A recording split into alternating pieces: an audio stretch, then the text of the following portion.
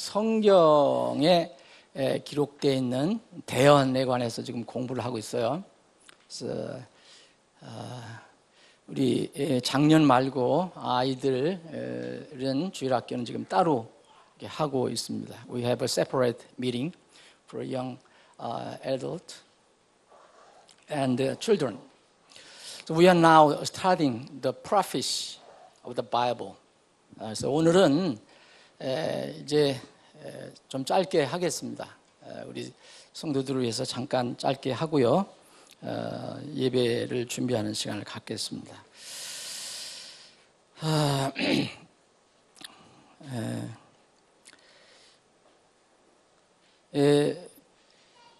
Please understand English-speaking friends. I will provide the two languages at the same time.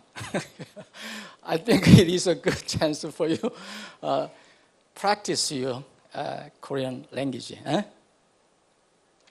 일레몬 선교사님, 신라 선교사님, 메리 사모님, okay, and Joseph, here is Joseph. They are learning Korean language now, so it's a good chance. It's a good time.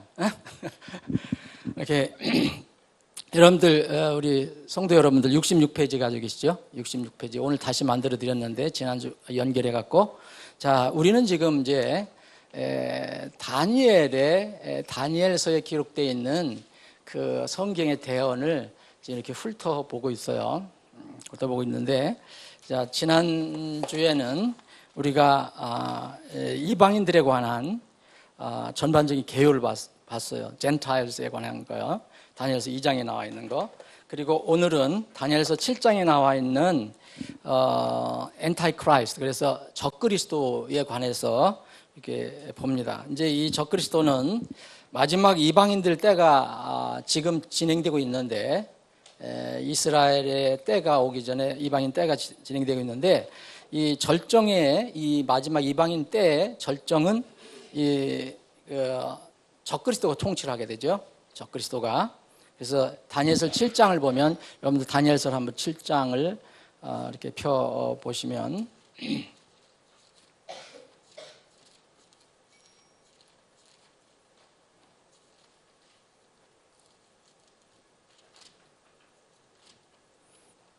다니엘서 7장을 펴 보시면요, 여기에 이제 그 적그리스도에 관한 내용이 기록이 되어 있습니다. 먼저 여기 7장 그 뒷부분에 보면 이 다니엘이 본 어떤 짐승의 환상이 있는데, 이 짐승이 네 짐승입니다. Four beasts. 이 큰 바다 위에서 올라오는 네 짐승의 환상을 거기 보여주고 있습니다. 그 뒷부분에 여기에 3절부터 1절, 2절 건너서 3절부터 사자, 곰, 표범, 그리고 이름을 모를 넷째 짐승, 여기서 네 개의 짐승에 관해서 이렇게 환상이 기록이 되어 있습니다. 이게 대언이죠. 그래서 그러면 짐승이 뭐냐? 그 이방인들 시대에 아주 강했던 대표적인 왕국 네 개를 얘기합니다. 첫 번째 사자는 바빌론이고, 곰은 그 바빌론을 이어서 세워진 메도 페르시아. 그런데 이제 곰은 이빨 사이에 갈빗대를 3개 물었다고 그랬어요. 근데 이 페르시아는 이 엘람이라는 나라, 리디아라는 나라, 소아시아라는 나라를 정복해서 페르시아를 세우게 됩니다. 그래서 곰이 그렇게 표현이 됐고요. 그리고 세 번째 거기 7장 6절에 보면 표범이 나오는데, 표범, 이건 표범 보이시죠? 그 표범은 어디를 이야기하느냐? 여기 그 영어로는 레포워드를 하고서 표범, 이것은 바벨론, 페르시아 다음에 그리스, 우리가 이제 헬라 제국이라고 하는 그리스 제국을 얘기하는데, 특별히 이 표범 같은 성격을 가지고 있었던 알렉산더 대왕, 그리스를 크게 세웠던 알렉산더 왕을 상징하는데, 이제 머리 넷이 있다고 그랬어요. 나중에 머리 넷이 있고 날개 넷이 있다는데, 이것은 이제 알렉산더 대왕이 죽고 난 뒤에 네 지방으로 분할되는 그런 예언입니다. 실제적으로 역사적으로 일어났고요. 그래서 시리아, 이집트, 마케도니아, 소아시아 나라로 이제 분할이 돼요. 이제 헬라 제국이 망하고 나서. 네 번째 짐승은 이제 성경에서 뭐라고 했냐? 이 지상에서는 알 수 없는 짐승이에요. 비유할 수가 없어요. 이런 특징을 가지고 있는 이 지상에 동물이 없기 때문에 그냥 여기에 7장 7절에 보면 두렵고 무서우며 힘이 강하고 또 큰 쇠이빨을 가지고 있어서 삼키며 산산조각 내는 그리고 발로 짓밟는 동물로 짐승으로 표현을 하고 있습니다. 이 제국은 바로 이제 그리스를 멸망시키고 전 세계적인 제국을 세운 로마를 얘기하죠. 로만 엠파이어를 얘기합니다. 그래서 여기 열불이라는 것도 나오는데 열불은 부활한 로마 제국에 있는 그 각각의 왕들을 얘기하고 그러나 결국 이 열 왕은 적그리스도의 통치를 받게 되죠. 여기 8절에 보면 이 적그리스도의 통치를 받게 되는 게 나오고 23절 25절에 보면 나중에 이 적그리스도에 의해서 이 열 왕이 통치를 받게 됩니다. 그리고 나서 네 왕국, 네 짐승 다음에 이제 7장 27절에 보면 이제 영존하는 왕국이 나오죠. 영존하는 것. 이 왕국은 말 그대로 영존하는 왕국이에요. 영원히. 인간 왕국은 영원히 존재하지 않습니다. 어느 기간만 존재하다가 아무리 강한 왕국도 어느 정도 존재하다가 망합니다. 지금 존재하는 뭐 한국이든 미국이든 중국이든 이 나라는 영원히 존재하지 않습니다. 예수님이 오시면 그 나라로 다 흡수되게 되는 거예요. 그래서 우리가 믿는 인간 왕국은 영원하지 않습니다. 그러나 마지막 이제 그리스도의 왕국이 오면 메시아의 왕국이 오면 영원히 이제 존재하게 됩니다. 7장 27절에 보면 왕국과 통치와 온 하늘 아래 왕국의 위대함이 지극히 높으신 이에 성도들의 백성이 주어지리니 그분의 왕국은 영존하는 왕국이라. 그래서 an everlasting kingdom이라 했어요. 예수 그리스도의 왕국은 이런 왕국이 될 것이다. 그래서 모든 통치 권세가 그분을 섬기며 순종하리라. 그분이 다스릴 왕국이 이제 옵니다. 우리가 지금 기다리는 왕국은 지금 마지막 인간의 네 번째 왕국에서 있는데 마지막 이 왕국을 기다리고 있습니다. 자, 이제 이 다니엘서 7장에 보면은 이 적그리스도를 또 다른 말로 어떻게 표현하냐면 작은 뿔로도 표현을 하거든요. 작은 뿔로 표현하는데 이 네 번째 짐승, 곧 인간 세계의 마지막 왕국과 그 왕국의 통치자에 관해서 이 다니엘은 많이 집중을 하고 있어요. 이게 누구냐? 네 번째 짐승이 뭐냐? 그리고 네 번째 짐승을 다스리는 이 통치자가 누구냐에 대해서 상당히 신경을 쓰고 있습니다. 이게 7장 여기 15절부터 25절까지 이거에 관해서 얘기하고 있어요. 그래서 여기 19절에 보면 특별히 19절 보면 7장 19절에 보면 그때 내가 넷째 짐승에 대한 진실을 알고자 그랬어요. 넷째, 첫째 번, 두 번째, 세 번째 짐승에 관해서 얘기한 게 아니라 다니엘이 환상을 받고 대안을 받고 네 번째 짐승에 대해서 아주 더 궁금한 거예요. 그래서 여기 성경은 이렇게 표현하고 있습니다. 19절에 보면 이제 넷째 짐승에 대한 진실을 알고자. 그래서 I would know the truth of first beast. 이 네 번째 짐승에 대해서 더 관심을 가지고 있어요. 다니엘은. 그래서 이 네 번째 짐승에 관해서 많이 기록을 하고 있는 겁니다. 그러면 이 작은 뿔이라고 표현이 되어 있는데 이 작은 뿔은 적그리스도인데 부활된 로마 제국에서 나올 것이다. 그리고 나와서 그 부활된 로마 제국을 통치하게 될 것이다. 23절, 24절 보시면 그가 이같이 이르되 넷째 짐승은 땅 위에서 넷째 왕국이 될 텐데 그랬어요. 넷째 짐승이 바로 넷째 왕국이라는 걸 표현하는 거죠. 그리고 이 왕국은 모든 왕국과 달라서 온 땅을 삼키고 짓밟아서 산산조각 낼 것이요. 전에 있던 왕국하고는 비교가 될 수가 없다는 거예요. 세계 모든 민족. 여러분 로마 제국이 아무리 강대했어도 어느 부분만 전 세계적인 제국이랬지만 어느 부분만 다르고 있었어요. 그런데 마지막 네 번째 왕국은 모든 왕국과 달라서 온 땅을 삼킨다 그랬어요. 적그리스도 왕국은 마지막에 전 세계를 지배하게 됩니다. 잠깐 동안이지만. 그래서 산산조각 낼 것이다. 그래서 통치할 것을, 적그리스도가 부활된 로마 제국에서 나와 통치할 것이다. 그리고 특징이 뭐냐면 이 적그리스도, 작은 뿔이 나타나서 세계를 다스릴 때는 사람들을 속이는 것과 그리고 폭력으로 세상을 다스립니다. 이 권좌에 오를 것이라 했어요. 여기 7장 8절에 보면 내가 그 뿔들을 깊이 살펴보는데 보라, 다른 작은 뿔이 그것의 가운데서 나오더니 처음에 뿔들 가운데 셋이 그것 앞에서 뿌리째 뽑히더라. 또 보라, 이 뿔에는 사람이 눈 같은 눈들이 있고 또 큰 일들을 말하는 한 입이 있더라. 이제 큰 일은 이게 그 신성 모독하는 건데 24절 보면 또 이 왕국에서 나온 열 뿔은 앞으로 일어날 열왕이요 그 뒤에 다른 왕이 일어나리니 그는 먼저 있던 자들과 다르고 또 새 왕을 정복하리라. 왕국 중에서 말 안 듣는 새 왕을 또 점령해버리고요. 순종하는 왕국은 놔두고. 그래서 그 굉장히 그 이런 상태로다가 이제 11장을 보시면 또 그것을 이해할 수 있고요.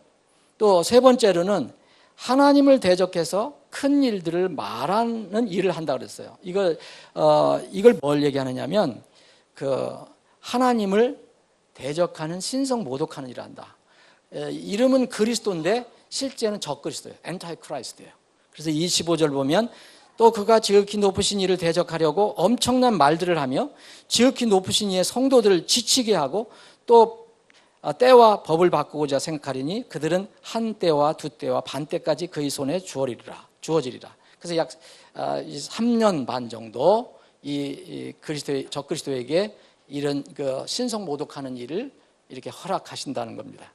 그리고 성도들이 핍박을 받는대요. 여기서 물론 성도들은요, 이제 그 믿는 바에 따라서 좀 틀리지만 우리는 이제 환란 전 휴거설을 믿는다고 하면은 여기서 성도는 유대인들이 환란 때 이게 복음 전도 사역을 하는데 14만 4천 명이 여기에 복음 사역의 이제 열매입니다. 그 복음을 받아들여서 회심한 유대인들 그리고 그때까지 구원받지 못하고 고난을 받던 이방인들 가운데서 이제 구원받은 사람들을 성도들로 표현하는 것을 봅니다. 우리는 나팔소리 나면 지금 올라가야 되니까요. 다섯 번째는 여기 7장 25절에 있는 것처럼 이제 특정한 기간 세상을 다스릴 권력을 이렇게 주어진다는 거예요. 오랫동안 주어지지 않아요. 최장 7년이고 절정기는 3년 반이에요. 한때, 두 때, 반 때까지만 주어지게 됩니다. 이것을 이제 3년 반이라고 그러잖아요. 3.5 years. 이 3년 반을 이제 그 적그리스도가 절정으로 이제 다 세상을 다스리게 됩니다. 그리고 이제 그러나 영존한 왕국이 아니니까 부활한 로마 제국이라도 영존한 왕국이 아니고 그 다음에 이제 메시아 왕국이 세상을 완전히 점령하니까 이제 마침내 예수님에 의해서 재림하신 예수님에 의해서 다 멸망되게 됩니다. 이게 이제 다니엘서에도 기록이 되어 있고요. 여기에 13절, 14절 그리고 성도들한테 다 주어진다 그랬잖아요. 그리고 21절, 22절 나중에 성도들이 이긴다, 왕국을 소유한다. 그리고 여러분들이 잘 아시는 요한계시록 19장, Revelation chapter 19 거기에 보면 예수님이 재림하시는 장면이 나와요. 이게 다 연결이 되는 것입니다. 그리고 데살로니가 후서 2장 8절에도 같은 내용이 기록이 되어 있습니다. 예수님이 오시면 이 모든 이 세상의 왕국은 망하고 예수님의 왕국이 세워집니다. 여러분들과 저는 그 왕국에 소속된 사람입니다. 분명히 거듭났으면. 오케이. 그리고 이제 하나님의 왕국, 그리스도의 왕국, 이것의 특징은 이 그냥 뭐 평화로 시작되는 게 아니에요. 예수님이 오시면 심판으로 시작이 됩니다. 여기 다니엘서를 비롯한 뭐 계시록에 보면 계시록 4장서부터 18장까지 계속 하나님 심판하시는 내용이 나와요. 그러니까 그리스도의 왕국은 무슨 누가 얘기하는 것처럼 뭐 평화의 메시지로 이렇게 나오는 게 아니에요. 이 하나님의 어떤 큰 심판으로 시작이 됩니다. 그리고 이 사람의 아들 곧 인자에게 예수님께 통치권이 주어지게 됩니다. 여기 13절 14절에 보면 지금 모든 그에게라는 것은 14절에 보면 그에게라는 것은 예수 그리스도를 얘기하잖아요. 그에게 통치와 영광과 왕국을 주시니 하나님 아버지께 주시는 거죠. 이것은 모든 백성들과 모든 백성들이요, 민족들, 언어들이 그를 섬기게 하려 함이라. 그의 통치는 영존한 통치요, 없어지지 아니할 통치며 그의 왕국은 멸망하지 아니할 왕국이라. 그래서 예수님이 오시면 이 예수님에게 통치권이 주어집니다. 그래서 여기 우리가 지금 14절 읽은 것처럼 예수님이 오시면 적그리스도가 흉내냈던 전 세계적인 통치가 완전히 이루어지는 거죠. 예수님 오시면 전 세계적인 통치를 하시는 겁니다. 한 군데만 아니 이스라엘만 통치하는 게 아닙니다. 전 세계적으로 통치한다. 모든 민족, 모든 백성, 모든 언어들이 그분을 섬기게 될 것이다 라고 얘기합니다. 그리고 물론 당연히 인간들의 왕국들은 멸망하지만 그 하나님의 왕국은, 그리스도의 왕국은 영존한다. 에버래스팅이다. 결코 망하지 않는다. 그래서 거기에 우리의 소망이 있는 겁니다. 그래서 지극히 높으신 이의 성도들이 백성들이 되는 왕국입니다. 그 왕국에 누가 그 백성이 되느냐? 예수님은 왕이 되시고 우리는 다 그분 나라의 백성이 되는 것입니다. 자, 이제 다니엘에게 또 다른 환상이 주어졌어요. 이 8장, 이 7장이 끝나고 8장이 보면 이 환상은 숫염소와 순양과 순염소에 관한 환상인데요. 여기 그 8장에 보면 챕터 8 보면은 두 동물이 나옵니다. Two animals appeared. Two beasts appeared. 여기에 보면은 하나는 램이고 하나는 히고트예요. 하나는 순양이고 하나는 순염소에 관한 환상이에요. 왜 이것을 이렇게 특별하게 환상을 보여주었느냐, 여러분들 한번 더 생각을 해보셔야 되겠는데, 이 네 왕국 중에서 첫 번째 왕국은 사자라 그랬어요. 두 번째 왕국은 이제 그 곰이라 그랬잖아요. 표범 이렇게 돼 있는데, 이 두 왕국 중에서 이 네 왕국 중에서 이 두 왕국을 특별히 더 부각시킵니다. 그래서 순양과 순염소는 어디를 얘기하냐? 두 번째 왕국이었던 페르시아, 세 번째 왕국이었던 순염소. 근데 순양이 순염소한테 잡아먹히게 되거든요. 지거든요. 그러면 그 페르시아가 그리스에게 망하게 됩니다. 이 순양과 페르시아하고 그리스에 관련된 내용이 세부적으로 8장에 더 들어가 있어요. 그런데 이 8장 19절에 보면 이게 역사적으로 그리스와 또 페르시아에 관련된 이야기지만 8장 19절에 보면 이렇게 이야기합니다. verse 19, chapter 8 뭐라고 얘기하느냐면, 이르되 보라, 내가 그 경로의 마지막 끝에 있을 일을 네게 알려주리니. 그래서 이 다니엘에게 뭐냐면 마지막 끝에, 세상 마지막 끝에 있을 일이라고 또 이야기해 줍니다. 그러니까 그러면 이제 순양과 순염소가 이게 대표로 하는 페르시아와 그리스에 관한 문제라면 이것도 마지막과 관련된 내용이 들어가 있다는 겁니다. 그래서 순양은 페르시아고 이게 순염소는 그리스인데, 물론 순염소는 알렉산더 대왕이라는 것을 우리가 이제 알게 됩니다. 그래서 8장 22절에 보면 이제 그것이 꺾이고 그것 대신에 네 개가 일어났으니, 그러니까 여기 이 성경은 스스로 여기를 해설해 주고 있어요. 21절에 보면 거짓 순염소는 뭐라 했습니까? 그리스의 왕이라고 했잖아요. 설명해 주고 있어요. 성경이 스스로. 그의 두 눈 사이에 큰 뿔은 첫째 왕이라. 그런데 이제 그것이 꺾이고, 첫 번째 왕이 꺾이고 그것 대신에 네 개가 일어났는데, 네 왕국이 그 민족으로부터 일어나되 그의 권세만은 못하리라.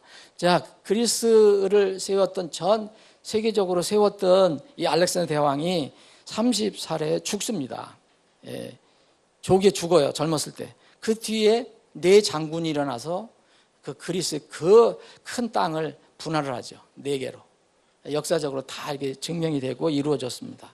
그래서 그리스 네 제국이 분할된 내용이 거기에 나오게 되는 것입니다.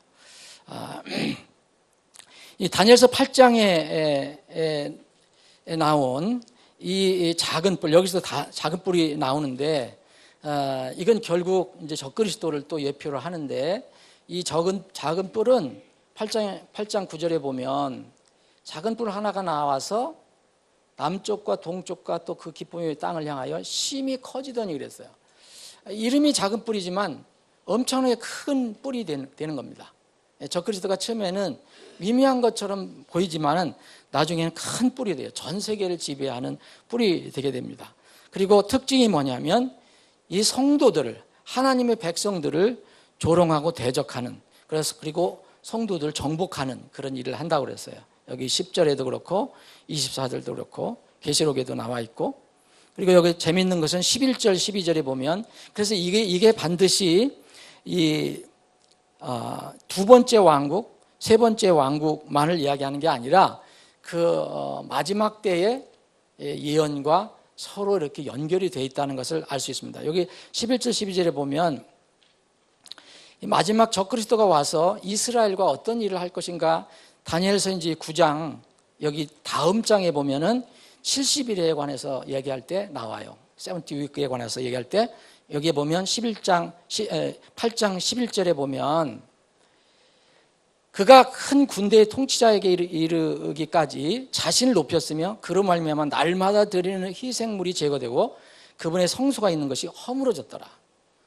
이스라엘과의 관계에서 세워진 성소가 또 이 적그리스도로 인해서 훼손당하는 그런 예언이 여기에 나와 있는 것입니다. 매일 드리는 희생물을 제거한다고 그랬어요.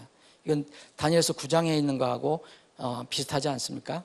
뒤에 여러분들 보시면 다니엘서 9장 25절부터 27절까지의 내용과 아주 유사한 그런 내용입니다. 그리고 그 진리를 대적하는 일을 하게 되고요. 특별히 또 23절에 보면 그 적그리스도는 어떤 모습을 하고 나타나느냐. 23절에 보면 그들의 왕국의 마지막 때 곧 범죄자들이 가득할 즈음에 사나운 얼굴을 하고 숨겨진 글의 뜻을 깨닫는, 이게 이제 숨겨진 글이라고 번역을 했는데 이건 어두운 문장들이에요. 직역을 하면 어두운 문장들, 다른 사람들이 잘 알 수 없는 그런 그 문장들을 잘 깨닫는다는 거예요. 잘 이해한다는 거예요. 안다는 거예요. 적그리스도를 얘기하는데 사나운 얼굴을 한다. 이것은 굉장히 인상적이고 또 사람들로부터 이렇게 추앙을 받을 수 있는 카리스마를 가지고 있는 그런, 또 물리적인 힘도 많고 하는 그런 그 인물로 묘사를 하고 있습니다. 그 숨겨진 글은 바로 적그리스도가 인간 세계에서 일어나는 모든 것들을 아주 능통하게 잘 파악하고 그것을 이 사람들을 이끌어갈 수 있다는 그런 표현을 해주고 있습니다. 다른 말로 표현하면 어두운 문장을 잘 이해한다. 이것은 이 세상을 지배 통제하는 사탄의 괴계의 아주 밝은 자라는 것을 우리가 알 수가 있습니다. 그런데 이런 권세는 어디서 받느냐? 자기 것이 아니라는 거예요. 24절 보면 그의 권세가 강할 터이나 자기의 권세로 말미암는 것은 아니며 그가 놀랍게 파괴하고 형통하여 마음대로 행하며 강한 자들의 거룩한 백성을 멸하리라. 자, 적그리스도는 스스로 나타나는 게 아니라 나중에 마귀가 보내는 거잖아요. 마귀가, 사탄이 보내게 되는 거죠. 그래서 여기는 자기 것이 아니라 했어요. 그 마귀의 힘을 빌려서 온다고 했습니다. 이것이 이제 그 계시록에서 똑같이 나와요. 마귀가 힘을 주는 거예요. 마귀가. 그리고 24절에 보면 거룩한 백성이라면 1차 유대인을 얘기하는 거예요. 유대인 핍박하게 됩니다. 그리고 25절에 보면 자기를 높인다고 그랬어요. 아까도 읽어봤지만 자기를 높여요. 교만해지기 시작하고요. 그 9절에 보면 9번째에 보면 여기 25절 뒷부분에 보면 자기 마음속에 자신을 높이며 평화를 빌미로 많은 사람이 멸할 것이요. 자, 이 평화를 제시하지만 그 평화를 통해서, 거짓 평화를 통해서 사람들을 멸망시킨다는 거예요. 아주 적그리스도를 잘 표현하고 있어요. 그리고 마지막으로 이제 결국 예수 그리스도를 대적하고 일어나고 성도들을 대적하고 일어나지만 결국 그는 망하게 됩니다. 25절 그 뒤에 부분에 보면 또 그가 일어나서 통치자를 대적할 터이나, 통치자는 누굽니까? 예수님이잖아요. 하나 그가 손으로 말미암지 아니하고 무너지리라. 손으로 무너지지 아니하고 무너지리라. 그러니까 이게 파괴된다는 거예요. 그러니까 손으로 말미암지 않고는 뭐냐면 사람 손이 아니라 하나님의 힘에 의해서 나중에 그리스도에 의해서 이제 망하게 되는 것입니다. 이것이 바로 이제 요한계시록 19장에 보면 예수님이 오셔서 자, 적그리스도 잡고 또 마귀도 잡고 거짓 대언자도 잡고 그래서 영원한 불호수에 던지게 되는 것입니다. 그래서 다니엘이나 요한계시록이나 하나님께서 미래에 대한 그 예언을 한 것은 어디나 다 똑같이 맞아 들어간다. 그래서 하나님 말씀은 엄의하다. 오늘은 여기까지만 하겠습니다. 다음 주에는 70일에 70위크에 관해서 살펴보겠습니다. 제가 잠깐 기도하겠습니다. 아버지 하나님, 오늘도 믿음을 주셔서 하나님 집에 모여서 말씀을 서로 나눌 수 있게 해주심을 감사합니다.